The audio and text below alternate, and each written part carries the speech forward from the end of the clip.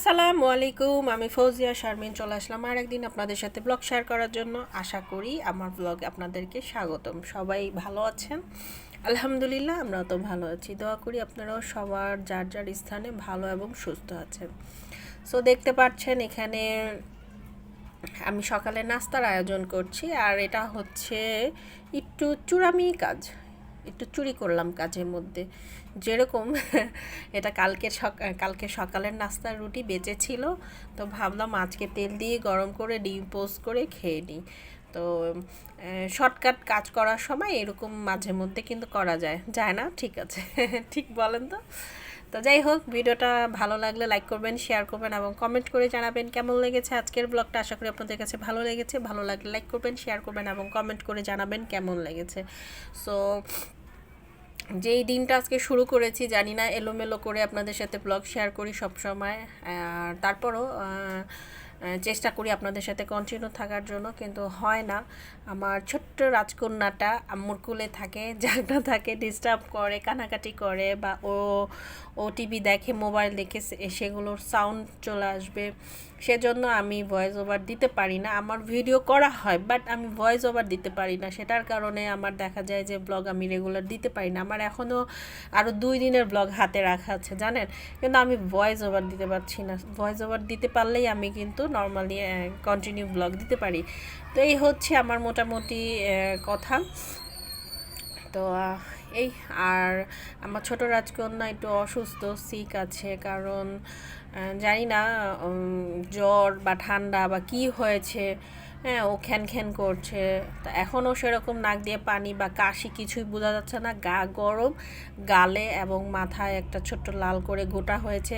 এখন এটা কি পক্স না কি জানি না, তো সেটাই জানার জন্য ডাক্তারের কাছে যাব। ভাবলাম আপনাদের সাথে শেয়ার করি। আর এই যে আমার বুড়িটা ঘুমিয়ে গেল, গোসল করিয়ে দিয়েছি, ফ্রেশ হয়ে গিয়েছে, ও ঘুমিয়ে গেল। কারণ দেখা যায় যে শরীর অসুস্থ থাকলে, জ্বর থাকলে শরীরটা কিন্তু ক্লান্ত হয়। এই যে গালে, চোখের নিচে, আর ওই যে কপালে একটা আছে, আর মাথায় কিছু, কিন্তু ওগুলো ইচিং করে, চুল কাচ্ছে মাথাগুলোটা। তো সেটা ভাবলাম যে আমি তো বুঝি না, এগুলো বুঝতে পারছি না কি সমস্যা। তো একটু ডক্টর দেখিয়ে পরামর্শ নেওয়া যাক, এই আর কি। তো ঘুম থেকে উঠেছে বুড়ি, বিকাল প্রায় 3টার মতো বাজতেছে, রোদ নাই, দেখতে হালকা হালকা রোদ আছে আর কি বলা চলে। তো খুব সুন্দর ঝিরিঝিরি বাতাস চলতেছে। তো ফাতেহাকে নিয়ে নদীর পাড়ে সৈকত গিয়েছে। এখানে দেখেন মাশাআল্লাহ কি সুন্দর করে বসে আছে। আসলে শরীরটা ভালো নেই, সেজন্য সে কিন্তু খেলাধুলা করছে না বুড়িটা আমার। ও বসে আছে, আসলে স্বাভাবিক, বড় হোক ছোট হোক। তো আজকে ফ্রাইডে আমি যখন ভয়েস ওভার দিচ্ছি, আর আমাদের ঘরের সামনে নদীর উপরে বড় বড় ট্রলারে আপনার পার্টি করে, সবাই গান বাজনা করে, যাই হোক। তো সেগুলোর সাউন্ড আসে, আমি এই জন্য অফ করে দিই অনেক সময়। আর বুড়িটা বসে আছে, আমার বুড়িটা। তো এই আর কি। আর যেই অবস্থা চলতেছে দেশের, কি করব বুঝতে পারছি না। এখন আমার টেনশন করলে তো হবে না, সবারই কম বেশ টেনশন আসে। আর যেভাবেই আল্লাহ রাখবেন আমাদেরকে সুস্থ সবল, সেভাবেই আলহামদুলিল্লাহ, আল্লাহর কাছে শুকরিয়া, আমরা সেভাবেই থাকবো। আর এই তো জিনিসের যেভাবে দাম বেড়ে যাচ্ছে, কষ্ট হচ্ছে। এই আর কি। তো যাই হোক, যেটা মনে হয় অনেকবারই যাই হোক বলে ফেলছি, ঠিক না? হয় মাঝে মধ্যে। তো এই যে এটা হচ্ছে বড় জাহাজ মেবি বলা হয়, বা বড় ট্রলার না, এটা ট্রলার না, জাহাজই বলা হয়। এগুলো যে বালি, ইট, এগুলো যানবাহন আনা নেওয়া করে। আর নর্মালি দেখতে পাচ্ছেন ওদের সামনে বালি নেওয়া হয়েছে, এটা এখন একটু পর চলে যাবে, সেটাই আপনাদের সাথে শেয়ার করব। এখানে সৈকত ডাক দিল বুড়িকে, বুড়ি চলে আসছে। আর এই তো, তো আমি আপনাদের সাথে কিছু কথা বলি, সেটা হচ্ছে মানুষ কখনোই হঠাৎ করে বড় হয়ে যায় না। নিজের পরিস্থিতিটা হঠাৎ করে কেউ কখনো বড় হয় না।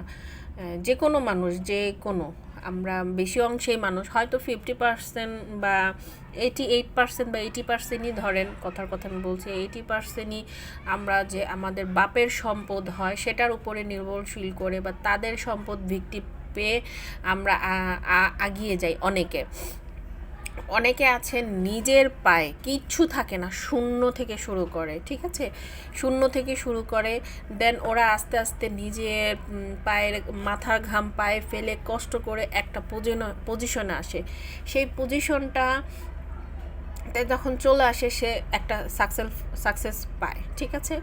কিন্তু হয় কি, আশেপাশের মানুষ সেই সাকসেসে খুশি হয় না, কারণ সে হিংসায় জ্বলে পড়ে মরে যায়। কারণ যে সে কিছুদিন বা কত বছর বা 10 বছর 15 বছর বা 2 বছর 5 বছর আগে তো সে ফকির ছিল, সে খেতেই পারতো না, কিন্তু এখন তো সে খাইতে পারতেছে, ঘুরতে পারতেছে, পড়তে পারতেছে। সেই সাকসেসটা অনেকে আশেপাশে অনেকেই আছেন দেখতে পারেন না, পছন্দ করতে পারেন না, কিন্তু এটা ঠিক না। হ্যাঁ, তো মানুষের সুখ দুঃখ সবসময় লেগেই থাকে। আল্লাহ সেরকমই আমাদেরকে রেখেছেন, জন্ম মৃত্যু বিয়ে শাদী যেরকম আল্লাহর হুকুম ছাড়া হয় না, সেরকমও সুখ দুঃখ যে কোনো গাছের পাতা যেহেতু আল্লাহর হুকুমে নড়ে না, তা আমরাও নড়ব না, আমরা তো সামান্য বান্দা। তবে এটাই যে মানুষের নজর এতই খারাপ যে বলার বাহিরে। যেরকম আমি জানি না এটা সঠিক কি ভুল জানি না, এই যে আমার বুড়িটা কুয়াকাটা থেকে আসার পর থেকে সে যে অসুস্থ হয়েছে, এখন পর্যন্ত সুস্থ হইতে পারছে না, কি কারণে আমি জানি না। হ্যাঁ, হয়তো মানুষের নজর, অনেকে বলে নজর লেগে গিয়েছে, বদ নজর লেগে গিয়েছে মানুষের, জানি না, আমি বিশ্বাস করি অনেক এইসব দেখা যায়। হ্যাঁ, লাগতেও পারে। মাশাআল্লাহ আমার মেয়ে অনেক কিউট হেলদি। তো এই আর কি, এই যে ছেলেটা পড়ে গিয়েছিল ওই জায়গাটা কিছু উঠাতে গিয়ে, ওর স্যান্ডেল মেবি। তো ফাতেহা সেখান থেকে মানে আসার পর থেকেই তো অসুস্থ, এখনও সুস্থ হতে পারছে না। সুস্থ একটু হয়, রিকভারি একটু হয়, আবার সে অসুস্থ হয়ে যাচ্ছে, আবার একটু রিকভারি হয়, আবার অসুস্থ হয়ে যাচ্ছে। তো এইটাই মানুষের চোখ, মানুষের নজর এতই খারাপ বলার বাহিরে। আমরা আমরা যারা কষ্ট করে যখন একটা ভালো পজিশনে চলে আসি, কিন্তু আমাদের সোশ্যাল মিডিয়াটাও এরকম একটা পরিস্থিতি চলে আসছে, যা সেখানেও যদি আমরা ভালো অবস্থানে ভালো কিছু করে দাঁড়াই, তো সেখানেও প্রবলেম, সেখানেও মানুষ কিন্তু এসে খারাপ খারাপ কমেন্ট করে। হ্যাঁ, তো সেরকম খারাপ কথা বলে, কিন্তু কখনো সাপোর্ট করে না। হ্যাঁ, যেরকম আমি আমারটাই দেখিয়ে বলি, মানুষের দেখানোর বলার দরকার নেই। হ্যাঁ, আমি যখন আমার প্রথমের ব্লগগুলো দেখেন এখনের ব্লগগুলো দেখেন, অনেক ডিফারেন্ট পাবেন। কারণ আমি যখন প্রথমে ইউটিউবে যখন আসছি, তখন আমি এও বুঝতাম না এবং জেডও বুঝতাম না, A to Z আমাকে আস্তে আস্তে পরিবেশ শিখিয়ে দিয়েছে, ব্যবস্থা করে নিয়েছি, শেখার আগ্রহ করেছি, একটা কিছু করার আগ্রহ ছিল বিদায় বলে শিখেছি, করেছি, এগিয়েছি, এখন স্বাবলম্বন হয়েছি। সেক্ষেত্রেও অনেক কষ্ট, অনেক বেদনা, অনেক কিছুই বের হয়েছে, আমার হাজব্যান্ডের হোক আমার সন্তানের, আমরা তিনজনই কিন্তু এই কষ্টগুলো করেছি, কেউ তার করতে আসে নাই, ঠিক না? তো আজকে পজিশনেও যেখানে আছে আমরাই থাকবো, অন্য কেউ তার আসবে না। এইটাই আমাদের কাজ, আমরাই করব, এগিয়ে যাব। তো যেরকম ইউটিউবে আমি যেটা বলছিলাম, ইউটিউবে আসছে, আমি কিছুই জানতাম না, কিছুই বুঝতাম না, কিন্তু করতে করতে কাজ শিখতে শিখতে আমি তখন কথাও বলতে পারতাম না ঠিক মতো, বা কথাও কি বলবো বুঝতে পারতাম না, বা দেখা যায় যে কি বলতে হয় সেটাও জানতাম না। তো শিখিয়ে দিয়েছে পরিবেশ, পরিস্থিতি, সময়, সব কিছু শিখিয়ে দেয়। যখন আমি শপিং গাইডের জন্য ফালাক এঞ্জেল ইউটিউব চ্যানেলের জন্য আমি যখন কাজ করতে বাহিরে যেতাম, তখন আমাদের সেক্টরে আরও মেয়েরা ছিল, তখন মাত্র রিসেন্টলি এগুলো ওপেন হয়েছে, তখন সবাই আস্তে আস্তে ঢোকা শুরু করছে এই লাইনে। তো দেখা যায় সেখানেও কিন্তু সমস্যা, আমরা যেই দোকানে কাজ করতেছি, ঠিক আছে, সেখানেও আমাদের থেকে ছোট যারা আসছে মেয়েরা, তারা কিন্তু যে ফ্রি ভিডিও করছে, বা তারা বলতেছে ওদের ভিডিওতে ভিউ নাই, আমরা দিব আপনাকে, এরকম সব প্রবলেম অনেক কিছু দাঁড়িয়েছে। এমনকি এমন 2-1 জনের সাথে আমার কথা কাটাকাটিও হয়েছে, কারণ দেখা যায় আমি তো তার সাথে আমার একটা দোকান আছে, আমি সেটার সাথে কন্ট্যাক্ট করে রেখেছি, ঠিক আছে, কন্ট্যাক্ট রাখার পর যদি একজন বাহিরের লোক এসে সে যদি আসে, সে কাজ করতে চায়, তো সেটা তো আমার ক্ষতি বা প্রবলেম। আমি তো এখানে এসেছি কষ্ট করে, এই পরিস্থিতি বা এই যে দোকানটাকে আমি ধরেছি, কাজ করতেছি, খুবই কষ্ট করে কাজ করতেছি, সেখানে একজন এসে হঠাৎ বলবে আমি কাজ করব, বা ভাই আমাকে কাজ দেন। হ্যাঁ, তো সমস্যা হয়ে যায় অনেক সময়, দেখা যায় এগুলো অনেক প্রবলেম। বাহিরের জগৎ অনেক ডিফারেন্ট, অনেক, সেটা বলে বোঝানো যায় না। যখন পরিস্থিতি পড়ে শিখিয়ে দেয় মানুষকে। তো কখনো পিছিয়ে থাকবো না, আমরা মেয়েরাও এগিয়ে যাব ইনশাআল্লাহ।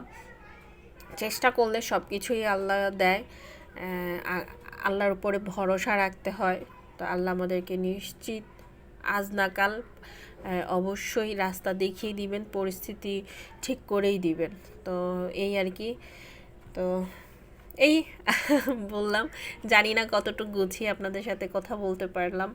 আর আমার আছে, আমি কথা আগে বলতে পারতাম না, বাট এখন বলি, কিন্তু এখনও দেখা যায় গুছিয়ে কথা বলতে পারি না, কিন্তু চেষ্টা করি আপনাদের সাথে শেয়ার করার জন্য আমার লাইফ স্টাইল। এবং আমি যে আজকে যে কথাগুলো বললাম, হয়তো বা অনেকে বুঝতে পারবেন, অনেকে বুঝতে পারবেন না। তো যাই হোক, যতটুকু বলার বলেছি। এখন সন্ধ্যা হয়ে আসতেছে, আমরা যাচ্ছি বাহিরে। ওই যে বললাম ফাতেহাকে ডাক্তার দেখাবো একটু।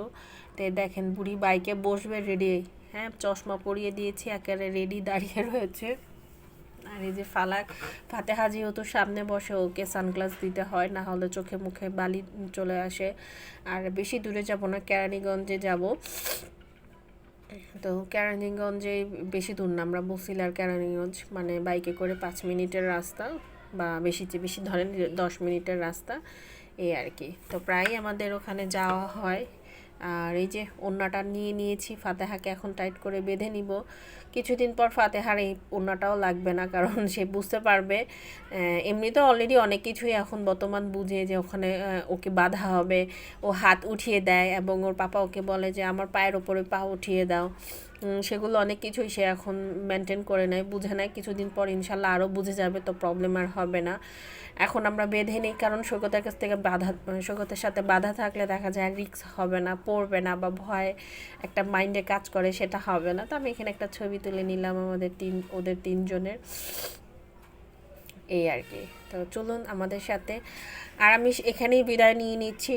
এরপরে যে ভিডিও শ্যুটটা আছে আমি সবার শেষে রেখেছি। আমরা সন্ধ্যার পর, ফাতেহা অসুস্থ, ওর বাবা দেখা যায় যে নিয়ে ওকে দোয়া চাচ্ছিল, তো ও হাতে মোনাজাত কীভাবে ধরেছে আপনাদের সাথে শেয়ার করলাম একটু।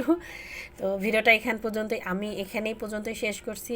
ভালো লাগলে লাইক করবেন, শেয়ার করবেন, এবং কমেন্ট করে জানাবেন কেমন লেগেছে আজকের ব্লগটা। আশা করি আপনাদের কাছে ভালো লাগবে। আর ভিডিওটা শেয়ার করে দিবেন প্লিজ। আবারও বলছি, সাবস্ক্রাইব করে সাথে থাকবেন, আর বেল আইকনটা অবশ্যই দিয়ে রাখবেন। ফেসবুক পেজেও সেভাবেই সাথে থাকবেন। আপনাদের দোয়া এবং ভালোবাসা দিয়ে রাখবেন। ربنا آتنا في الدنيا وفي الآخرة عذاب النار ربنا آتنا في الدنيا وفي الآخرة عذاب النار হে আল্লাহ, 5 ওয়াক্ত নামাজ পড়ার তৌফিক দান করো আল্লাহ, সব গুনাহ মাফ করে দাও আল্লাহ। আল্লাহ, আমার ছোট বাচ্চাটাকে জ্বর আসে, তার শরীরটা সুস্থ করে দাও আল্লাহ। হাত তুলছে আল্লাহ, ছোট মেয়েটা আল্লাহ, খালি হাতে ফিরে গেল আল্লাহ। আল্লাহ, তো যখন তখন আমরা তোমার কাছে চাইতে পারি, সেই ক্ষমতা তুমি দিছো। আর তোমার কাছে আল্লাহ কোনো বান্দা ফেরত চায় না। তো আমার ছোট্ট মাসুম বাচ্চা দুইটা হাত তুলছে, ফেরত দিও না আল্লাহ। আল্লাহুম্মা আমিন। আশহাদু আল্লা ইলাহা ইল্লাল্লাহু ওয়াহদাহু লা শারীকা লাহু ওয়া আশহাদু আন্না মুহাম্মাদান আবদুহু ওয়া রাসূলুহু। লা ইলাহা ইল্লাল্লাহ মুহাম্মাদুর রাসূলুল্লাহ।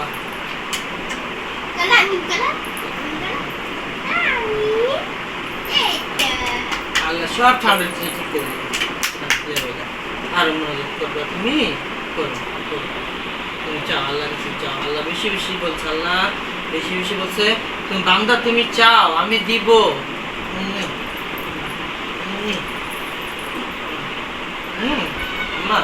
আল্লাহ বলছে বান্দা তুমি চাও, তোমাদেরকে আমি দিব, তোমরা চাও না কেন? এই তো চাইতেছে আমরা। এখন থেকে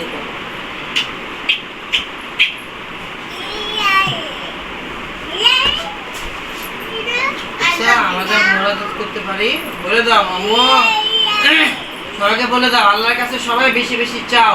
পৃথিবী সবাইকে সুস্থ করে দিবে, সবাইকে ভালো রাখবে আল্লাহ।